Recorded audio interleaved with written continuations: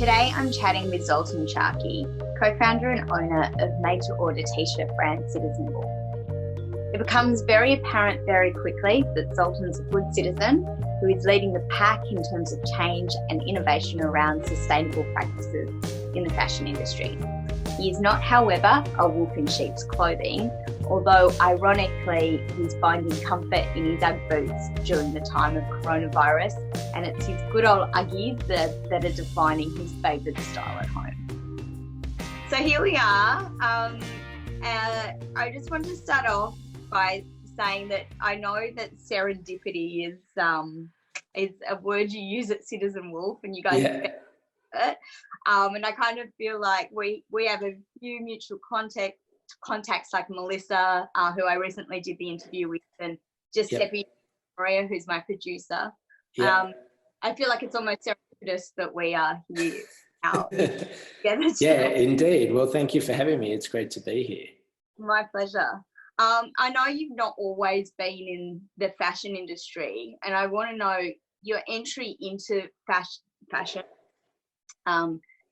the business that you're running now. Was that a case of serendipity and good timing, or was it something that you always, an industry you always fascinated with or wanted to work in at some level? It's a fairly circuitous journey to how I got here, but in particular with Citizen Wolf, it's absolutely serendipity. My background is advertising, so I did that for many years all around the world, like Barcelona, Amsterdam, London, and Sydney, and it was great, and I loved it, but it was super frustrating on multiple levels. So I had an idea to make some software actually that would assist in my role as an art director, and it was basically real-time collaborative mood boards. So this was before Google Docs was a thing. You could basically put colors, typography, fonts, videos, images, all on this one kind of infinite canvas, and it would be real time. So the idea was you could work together with your client to build that mood board and sort of circumvent this endless stream of PowerPoints. Anyway, I quit my job, very well paid, very comfortable job. You know, I would say I was pretty entrepreneurial all the way through, but I never ran a business. Long story short, I shut it down. At the same time, I was doing a bit of freelance advertising, but a mate of mine was like, "Oh, let's make some graphic t-shirts." He was like an artist. And so we started doing that, and we both liked reading. So we basically started a brand called The Affair, and we made art around books that we liked and then sold it via Facebook ads to the people that had tagged those books on Facebook. What kind of book? You know, like fiction. So like George Orwell's 1984, Clockwork Orange by Anthony Burgess, those kind of, there was a lot of dystopian kind of sci-fi novels in there.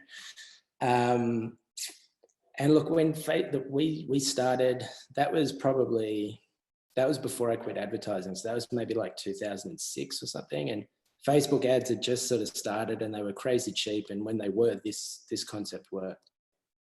Anyway, fast forward a few years, and him and I sort of took divergent paths. I took over that business and then turned it in from a graphic t-shirt business into a menswear collection, and put it up on Kickstarter, did pretty well, and raised a bunch of money, got the collection done, got it sent out, and then sort of took stock and realized that it had taken me, because I was working by myself, it had taken me 18 months to effectively conceive, sample, produce, and then, you know, market and launch this collection. And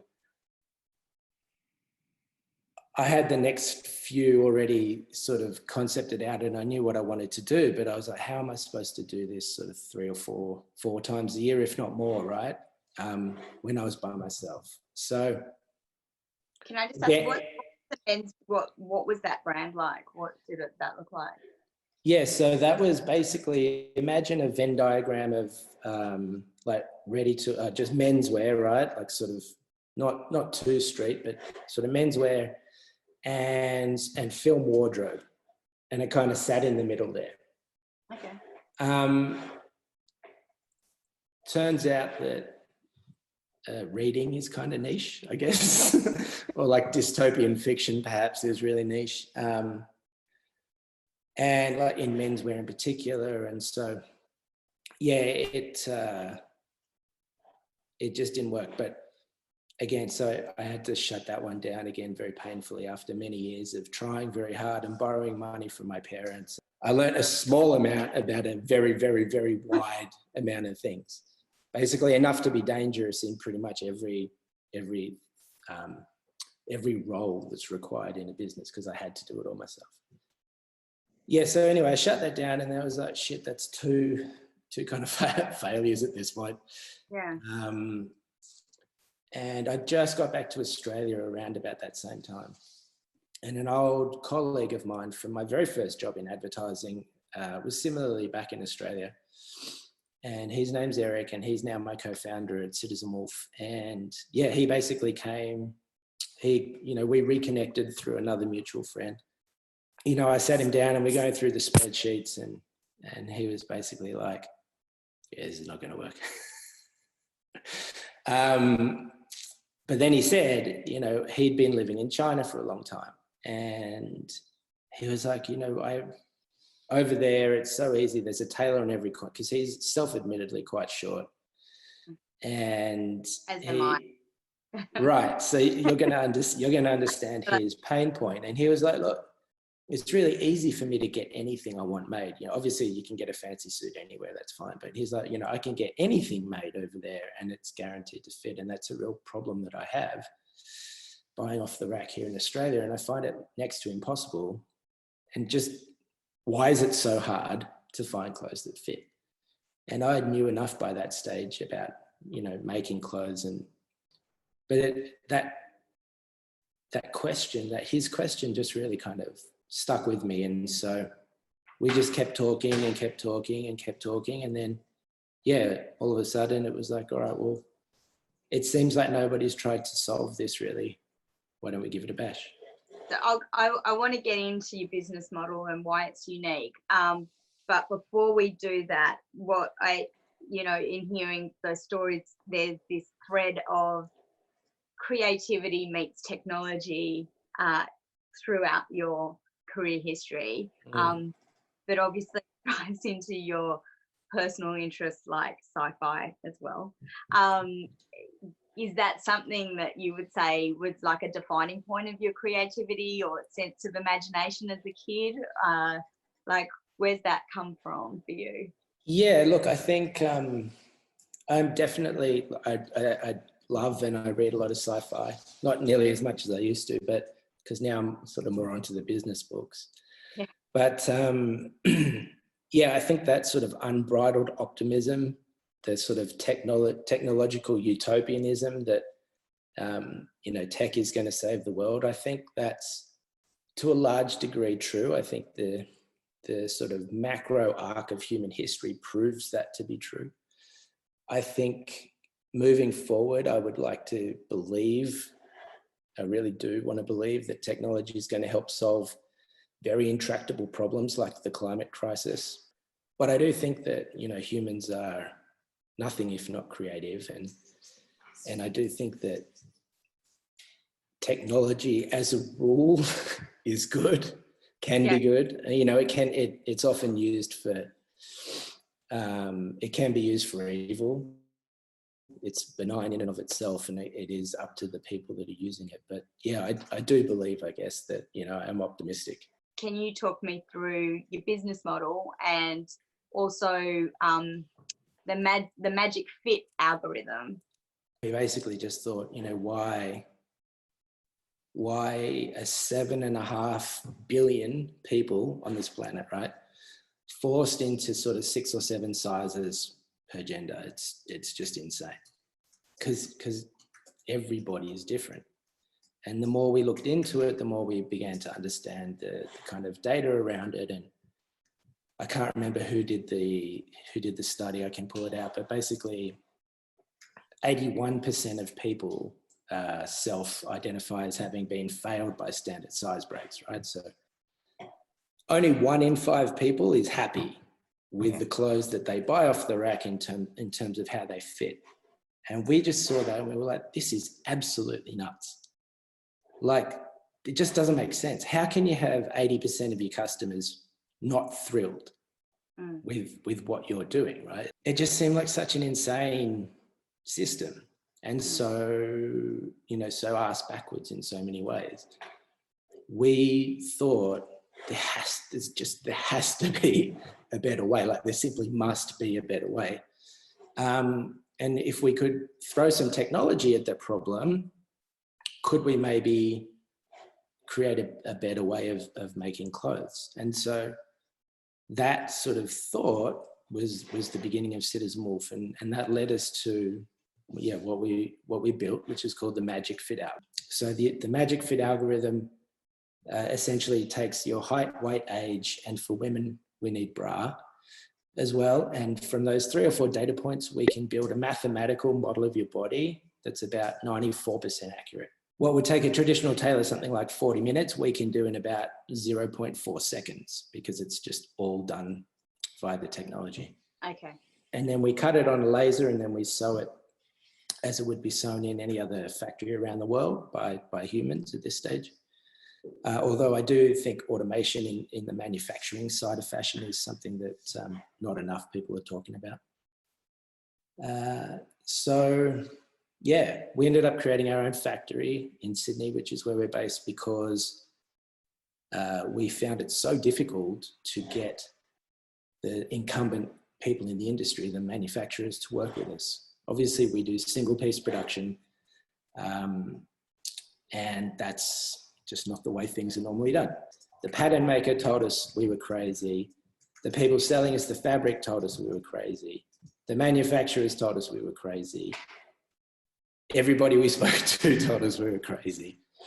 But for us, it wasn't about the t-shirts, right? Like Citizen Wolf, yes, right now, that's what we make, but and that's certainly what we're known for. But for us, it was about designing a better way of making clothes. And what we needed was a proof of concept. We needed to choose a garment that we could make fairly easily, that would prove the technology such that it would then allow us to move into pretty much the rest of the wardrobe. So my next question was going to be, is that something that's on the horizons to use your unique proposition that obviously does work and move it to what's the next, pants or skirts, like suits? What? Yeah, so yes is the short story. Our ambition is to own the casual wardrobe. We don't want to get into suits. We don't want to get into wedding dresses. They're the traditional bastions of tailoring. And there's a lot of people doing it. There's a lot of people doing it very well. We can't really add much value to that segment of the market. But there's doing it for females though, for female suiting. Yeah, that's true. And that blows my mind, because the guys that make, or the girls that make men's suits are just as capable of making women's suits. Yes. They just choose not to, right? What we found crazy was, it's easy enough to get a wedding dress tailor-made or custom-made. And it's easy enough to get a fancy suit as well. And there's a small segment of the population that lives in fancy suits, but not many. And for the vast majority of people, the vast majority of clothes that we wear all the time, t-shirts, jeans, just casual button-down shirts, are just not made to fit. And it seemed insane to us that all of the benefits of custom-made, both on the personal, like on the consumer side, but also on the environmental side, because we haven't even got there yet, the sustainability stuff, all of those benefits are reserved for effectively the 1%, or for people getting married, which happens once in your life, or maybe more than once. But generally not, very few, low single digits, right? To segue into the sustainability part, what we kind of found was that almost a byproduct of trying to solve the fit problem, because that's where we started. But a really lovely byproduct of doing that is that it turns out that we make things in the most sustainable way possible. You know, we make on demand, we make to order, and so we only make things when they sell. We don't generate a huge amount of inventory that lies around that we cross our fingers and kind of hope somebody's going to buy. And when inevitably that doesn't happen, we have to discount, and then we have to discount. We don't do that. We just don't play that game. And it's a much better business, right? Because we get paid up front for whatever we do make. But it's also environmentally, it's light years ahead in terms of being better for the planet, because we send nothing to landfill.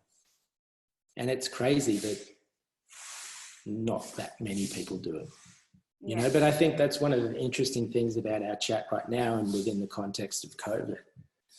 I think coming out the back of this, that might change. And I certainly hope it does, because it's, you know, both consumers and brands alike are going to be forced to reassess whatever they thought was normal, because normal's gone. Yeah. You know, two months ago, whatever the world was doing, whatever you were doing, it's just different now.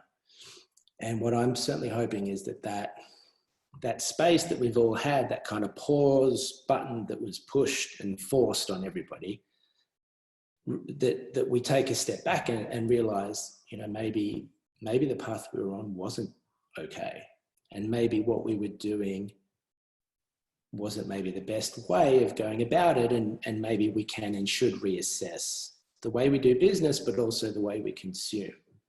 And yeah, that's my deep desire that we come out of this. Everybody's a bit more conscious, I would say, about what they buy. The macro kind of trends in terms of, you know, trying to, because that's the big problem, in my opinion, with fashion is the forecasting and the fact that nobody gets it right.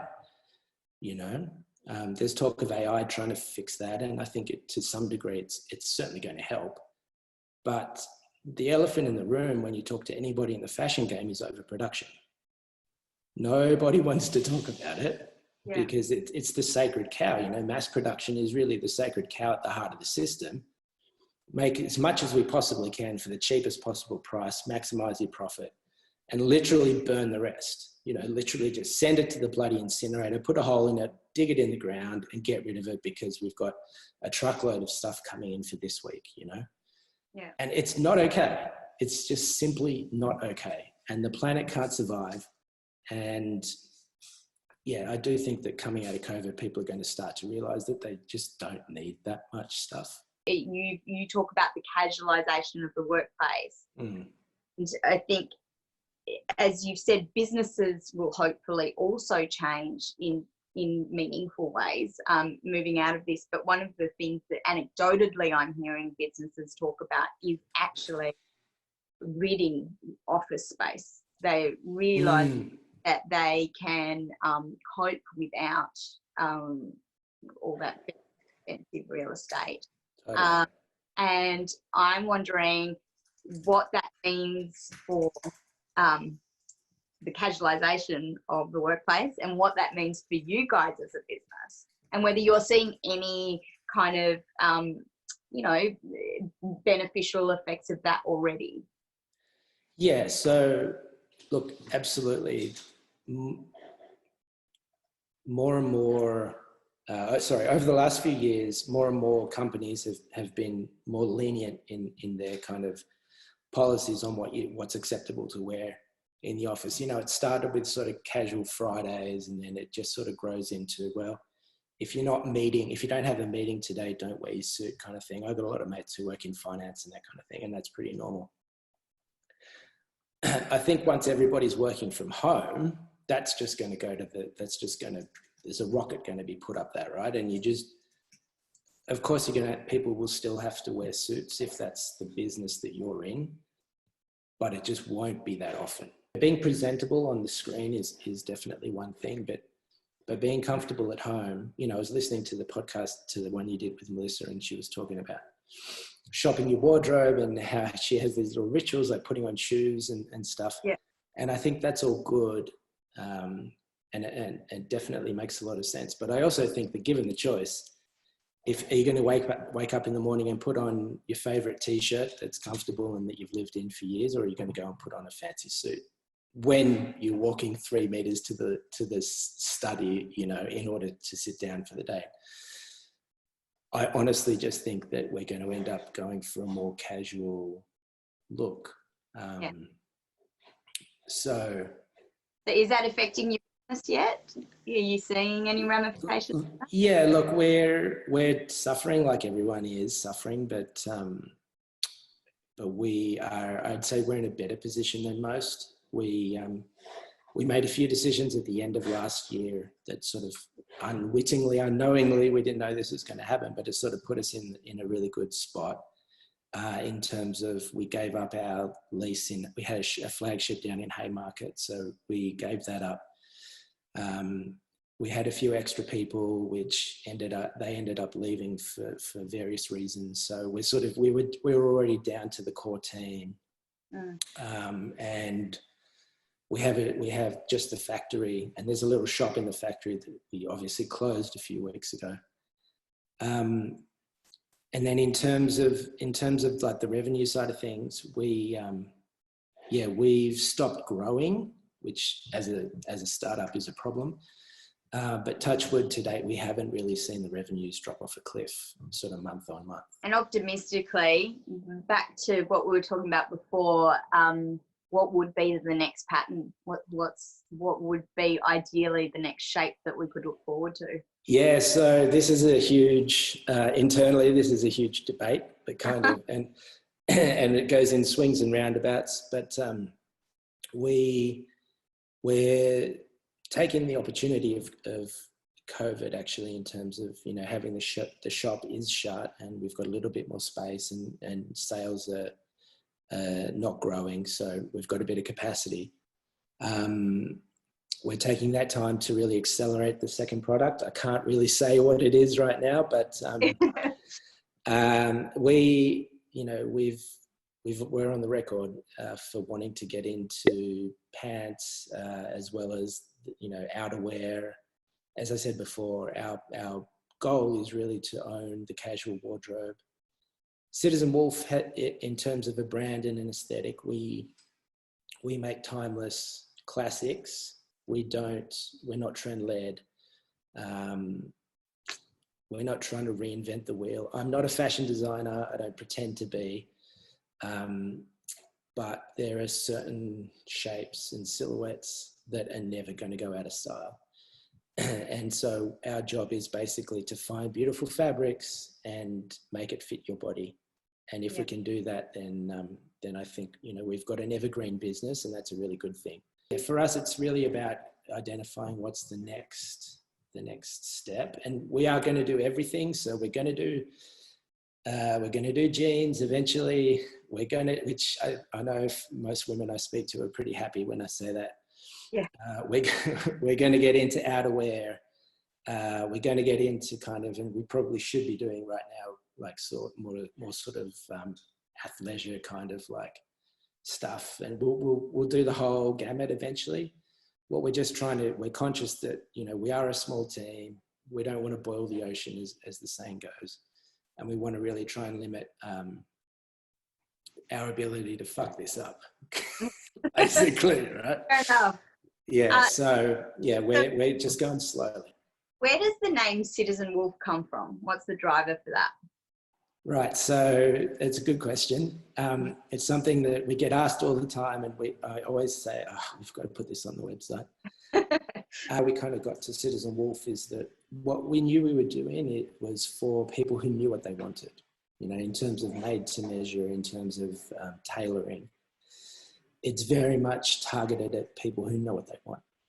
And if you know what you want, you're not being told what's cool, you're not being led, you're not a sheep, right? And if you're not a sheep, what are you? You're a wolf in the old analogy. So we had that felt right. At the start, we were menswear only. So the kind of masculinity with the notion of the wolf wasn't a problem per se. But we also knew that it wasn't enough by itself, because we knew that the people, you know, the people that we were going to be talking to would, yes, they would know what they want, but we had a hunch that there'd be the sustainability side of our business as well. And so we wanted to balance that with this notion of being a good citizen. So people that care about the planet, people that care about politics, people that care about kind of social issues. That notion of being a good citizen was really important to us. And I think that's, and from a company perspective too, you know, we've just applied to B Corp, and it's been something that's been coming for a long time, but that notion that it's more than profit, you know, we're in business to affect change as much as we are to be able to survive in terms of a lifestyle. So yeah, that notion of being a good citizen and being a good corporate sort of responsibility from the brand side of things matched with this notion of knowing what you want and going out and getting it. I trust that you're a good citizen. Do you consider yourself a leader of the pack? Yes, I guess so. You know, we got out here to my in-laws' place in Orange, and this is a silly example, but you know, they don't recycle their soft plastic. And I was like, that's not okay. We have to change this. Yeah. You know, it's 2020. It's okay. You just take it to the supermarket and they're supposed to handle it. I think the question is whether or not they do. But, you know, yeah, look, I think that there's a lot of info generally in life, and it's hard to stay on top of things. And I do see my role and Citizen Wolf's role more broadly as being a bit of a filter for, I guess, being a more environmentally responsible citizen. We want to make it easy to do good effectively. So by choosing Citizen Wolf, you can be assured that you're actually doing good in the world. And if we make that decision easy, then not only are we helping the planet, but we're making we're taking a whole load of effort off our customers' minds. Because I ultimately think that these days people vote with their wallet. You know, the famous Gandhi quote is "Be the change you want to see," right? And I do think that in the society that we live in, that pertains to basically buying the things, buying the brands, buying the products that are, I guess, pushing the envelope, and you know, that it might not be just the kind of standard fare, but you buy these things that you hope that will go mainstream, you know. Mm. Yeah. And in drilling into your personal style, you obviously, the business brand is about timeless, understated pieces. Is that how you would describe your style, your personal style, or are you influenced by other things? So my previous brand was very loud sort of prints, right? Graphic t-shirts. Yeah. And I was younger at that point in time. And I definitely think that the idea that you're more comfortable in your skin as you get a bit older is true. And I certainly, as I've become older and I guess my style has evolved, I guess the aesthetic of Citizen Wolf has been influenced by that, right? It can't not be. So yeah, I think, yeah. Yeah. But you know, I wear jeans every day and a t-shirt every day. This jumper that I'm wearing actually is I haven't worn it since I used to live in London because it's generally too hot in Sydney, but here in Orange it's freezing. Yeah. So I pulled it out and I am rediscovering some things that I've got in the wardrobe, which is nice. And yeah, to Melissa's point, you know, shopping your wardrobe, as it were, I think is really cool at the moment. Yeah. Get to that. One thing I want to ask you, you've likened fast fashion to junk food. Yeah. Are you eating any junk food at the moment? Are you like running off impulse and engaging in the occasional burger, or? Look, I'm trying not to. On the long drives out from between Sydney and Orange, there's not a huge amount of choice, so we try to eat more vegetarian things at the moment, because again, the more that I learn about climate change, the more that it's unequivocal that meat, and in particular the kind of aggressive practices of the meat industry, are like hugely detrimental to the planet. And I just read a book called We Are the Weather, or something like that. Jonathan Safran Foer, his latest one. And it basically is like the single biggest change that we can all make to combat climate change is to eat less meat products, full stop. And in terms of junk food, it's, I'm a big advocate for nobody's perfect. It's a journey, it's a process. And I think if we just choose to make good decisions most of the time, if you end up making not such a great decision, I try not to beat myself up about it. And trying not to beat yourself up is one thing, but it is easy to engage in like those things that are impulsive or hedonistic, especially at a time that feels like an apocalypse. And fast fashion at this time might be something that people go to as a means of a very quick sense of pleasure. What's your advice for people to break up with fast fashion? How do people break up with it? Look, I think it's a great question. I don't think there's one particular answer. There's no simple answer, that's for sure. And so I would say, look at the clothes that you already have. Identify why you love the ones you love. And if it's fit, or if it's color, or if it's the fabric, or whatever it happens to be. But just be really conscious about why those things give you joy, in, I guess, that Marie Kondo kind of sense. And then go and look for more things like that. Like, don't just buy something because it's cheap. And are you going through any kind of streamlining, decluttering process at the moment?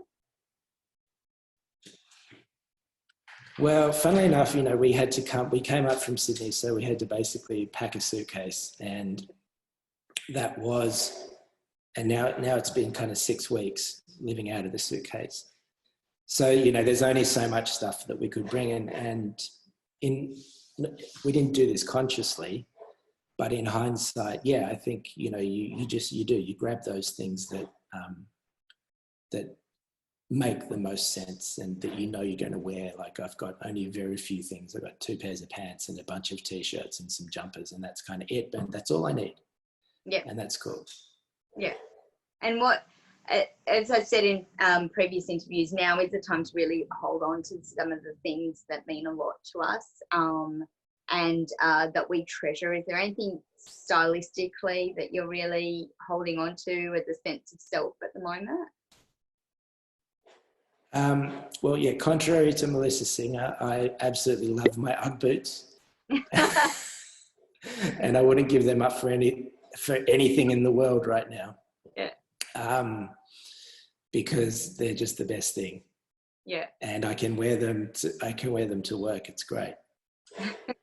Looking forward to, as well, as I said, I'm 5'2", so made to measure kind of suits me well. Looking forward to seeing how your business expands and getting involved. Oh, great. Well, thank you very much. I'd love to get you in one of our shirts. That'd make me very happy. It's hard to separate Zoltan the citizen from Citizen Wolf the brand. While he talks openly and passionately about the business, we don't get as much insight into his personal style. However, his passion for change around eliminating fashion waste and finding a tailored model of making clothes that works for most is compelling and draws you into the Citizen Wolf story. What we do understand is that his boyish fascination with sci-fi has driven a desire for change and innovation in his creative work, and that utopian belief that technology can save the world is a driving force in Zoltan's style.